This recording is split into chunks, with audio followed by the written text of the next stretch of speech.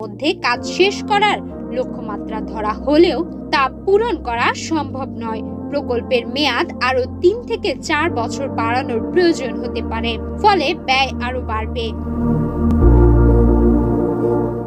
যানজট থেকে মুক্তির এই প্রকল্পটি শাহজালাল আন্তর্জাতিক বিমানবন্দরকে কমলাপুর রেল স্টেশনের সঙ্গে যুক্ত করবে। পূর্বাচল এবং নারায়ণগঞ্জের কিছু অংশেও এই নেটওয়ার্কের আওতায় আসবে। 31.24 কিলোমিটার দীর্ঘ এই লাইনের মধ্যে বিমানবন্দর থেকে কমলাপুর পর্যন্ত 19.87 কিলোমিটার হবে মাটির নিচ দিয়ে। নতুন বাজার থেকে পূর্বাচল পর্যন্ত 11.36 কিলোমিটার হবে উড়াল পথে। মোট স্টেশন থাকবে 19টি।